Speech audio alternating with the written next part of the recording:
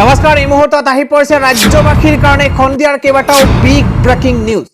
আজি ডিসেম্বৰৰ 20 তাৰিখ আৰু এই ধৰণৰ খবৰসমূহ নিতৌ চাবৰ কাৰণে চেনেলটো সাবস্ক্ৰাইব কৰি ভিডিঅ'টোত এটা লাইক কৰি দিব।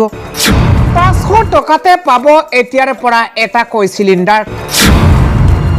এখন চৰকাৰৰ মুখ্যমন্ত্ৰীয়ে লৈছে এই ডাঙৰ সিদ্ধান্ত। দৰিদ্ৰক বছৰত 12টাকৈ চিলিণ্ডাৰ দিয়াৰ সিদ্ধান্ত গ্ৰহণ কৰিছে চৰকাৰখনে। ৰাজস্থানৰ গেহলট চৰকাৰে দৰিদ্ৰক দিছে বৃহৎ সকাহ।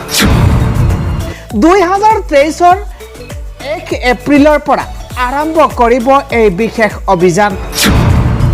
আৰু মূল্য বৃদ্ধিৰ সময়ত গেহলটৰ চৰকাৰক বৃহৎ সিদ্ধান্ত। মূল্য বৃদ্ধিৰ সময়ত গেহলটত চৰকাৰৰ বৃহৎ সিদ্ধান্ত।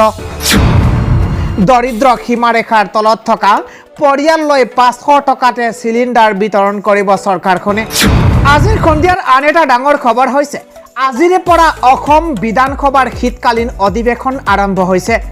অধিৱেশনৰ প্ৰথমটো দিনাই মাৰ্চেল লগাই উলিয়াই দিছে বিধায়ক অখিল গগৈক অধিৱেশনৰ পৰা। আজিৰে পৰা অসম বিধানসভাৰ শীতকালীন অধিৱেশনৰ প্ৰথম দিনটোতেই মাৰ্চেল লগাই উলিয়াই দিছে অখিল গগৈ। আজিৰ পৰা অসম বিধানসভাৰ শীতকালীন অধিৱেশন আৰম্ভ হৈছে। অহা 24 ডিসেম্বৰ শনিবাৰলৈ চলিব বিধানসভাৰ অধিৱেশন। এই অধিৱেশনত 12খন বিল উত্থাপন হোৱাৰ সম্ভাৱনা আছে। পুৱা 9:30 বজাৰ পৰা আৰম্ভ হোৱা বিধানসভাৰ অধিৱেশনৰ আজিৰ প্ৰথম দিনটোতেই মাৰ্চেল লগাই উলিয়াই দিলে শিৱসাগৰৰ বিধায়ক অখিল গগৈক। সদনত প্ৰৱেশ কৰাৰ পূৰ্বে অখিল গগৈ সৰব হৈছিল চৰকাৰৰ বিৰুদ্ধে। মহিলাৰ ওপৰত নিৰ্যাতন কৰাৰ শীৰ্ষত অসম বুলি মন্তব্য কৰিছিল শিৱসাগৰৰ বিধায়ক অখিল গগৈয়ে। লগতে ইয়াকো কয় যে অসমৰ মুখ্যমন্ত্ৰীয়ে সিন্ডিকেট চলাইছে, গুৱাহাটীত নিৰাপত্তা নাই মহিলাৰ। লিডু মাৰ্গেৰিটাত কয়লাৰ গাড়ীয়ে খুন্দিয়াই দিলে আৰক্ষীয়ে গোচৰ নলয়। অসমৰ জাতীয় সম্পদ লুণ্ঠন চলাই আছে। হিমন্ত চৰকাৰৰ 27,156 কোটি টকাৰ ধাৰৰ ওপৰত চৰকাৰ চলিছে। এনেধৰণৰ কেইবাটাও মন্তব্য কৰিছে শিৱসাগৰৰ বিধায়ক অখিল গগৈয়ে। বিধায়কসকলৰ পুঁজি দিব পৰা নাই। মাইক্ৰ ফাইনেন্সৰ ধাৰ আজিও ভালকৈ নামাৰিলে। অসমৰ অৰ্থনৈতিক অৱস্থা বেয়া। শেষত মুখ্যমন্ত্ৰী হিমন্ত বিশ্ব শৰ্মাক হিটলাৰৰ অৱতাৰৰ আখ্যা বিধায়ক অখিল গগৈৰ। সদনতো নাৰী নিৰ্যাতনৰ ওপৰত প্ৰশ্ন উত্থাপন কৰিছিল শিৱসাগৰৰ বিধায়কগৰাকীয়ে।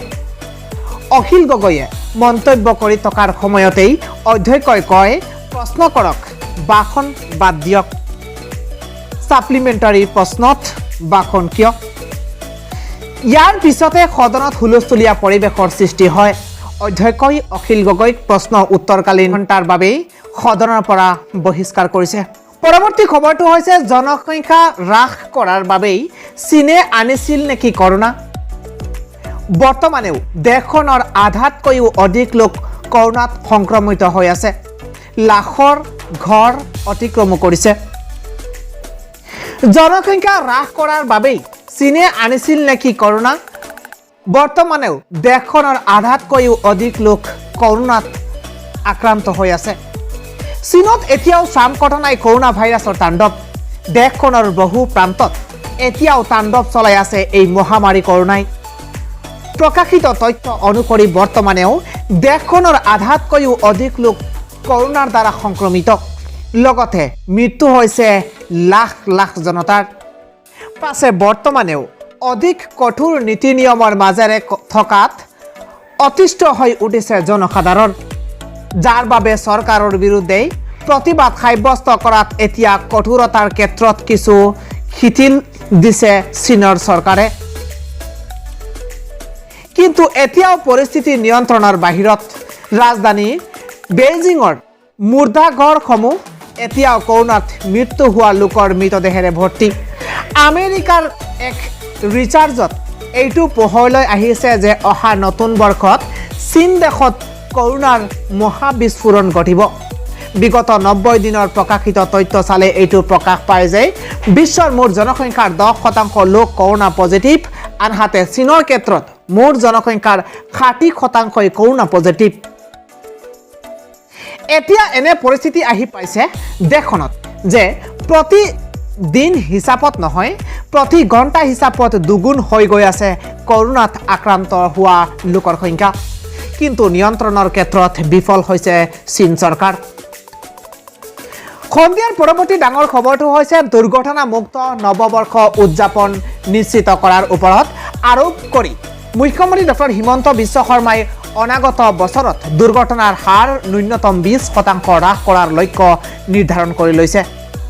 মুখ্যমন্ত্ৰী ডক্টৰ শৰ্মাই আজি গুৱাহাটীৰ পৰা ভিডিঅ' কনফাৰেন্সিঙৰ জৰিয়তে জিলা উপায়ুক্ত, আৰক্ষী অধীক্ষক আৰু চৰকাৰী বিভাগসমূহৰ শীৰ্ষ বিষয়াসকলৰ সৈতে পথ সুৰক্ষাৰ ব্যৱস্থাৱলী বলবতৰ লগতে আন বিষয়ত আলোচনা কৰি এই নিৰ্দেশনা দিছে।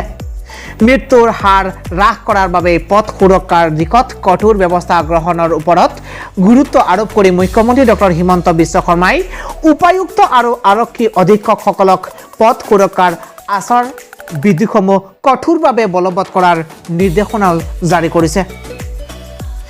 আজি সন্ধিয়াৰ আন এটা ডাঙৰ খবৰ হৈছে এইবাৰ এজন শিক্ষকৰ বৰ্বৰ কাণ্ড। এজন ছাত্ৰক বেলচাৰে কোবাই প্ৰথম মহলাৰ পৰা তললৈ দলিয়াই দিলে। এগৰাকী শিক্ষকৰ বৰ্বৰ কাণ্ড দেখিলে আপুনিও আচৰিত হ'ব। বেলচাৰে কোবাই প্ৰথম মহলাৰ পৰা তললৈ দলিয়াই দিছে এগৰাকী চতুৰ্থ শ্ৰেণীৰ ছাত্ৰক, যাৰ ফলত কৰুণ মৃত্যুক আঁকোৱালি ল'বলগীয়া হৈছে ছাত্ৰীগৰাকীয়ে। সোমবাৰে এই ভয়ংকৰ ঘটনা সংঘটিত হৈছে কৰ্ণাটকৰ গাদগ জিলাৰ নাৰাগুন তালুকৰ হাতলি গাঁৱৰ এখন চৰকাৰী বিদ্যালয়ত। জানিব পৰা মতে 45 বছৰীয়া মুতাপ্পা ইয়ালাপা নামৰ শিক্ষকজনে 10 বছৰীয়া এগৰাকী ছাত্ৰক প্ৰহাৰ কৰে আৰু বিদ্যালয় চৌহদৰ প্ৰথম মহলাৰ পৰা তললৈ দলিয়াই দিয়ে। ঘটনাটো সংঘটিত কৰিয়েই শিক্ষক মুতাপ্পাই ঘটনাস্থলীৰ পৰা পলায়ন কৰিছে বুলি জানিব পৰা গৈছে। ইপিনে ছাত্ৰগৰাকীৰ মাতৃ একেখন বিদ্যালয়ৰে শিক্ষয়িত্ৰী। মাতৃয়ে অভিযুক্তৰ বিৰুদ্ধে প্ৰহাৰ কৰা আৰু হত্যা কৰাৰ গুৰুতৰ অভিযোগ উত্থাপন কৰিছে। আন এটা খবৰ হৈছে ইউডিএফৰ বিধায়কৰ লগত একেলগে প্ৰতিবাদত বহিল শ্বেৰমান আলী। শ্বেৰমান আলীয়ে ক'লে উচ্ছেদ সন্দৰ্ভত কংগ্ৰেছ নিমাতি কইনা। আজি অসম বিধানসভাৰ শীতকালীন অধিৱেশনৰ প্ৰথম দিনা। প্ৰথম দিনটোত বটদ্ৰৱাৰ উচ্ছেদক লৈ ইউডিএফৰ সভা স্থগিত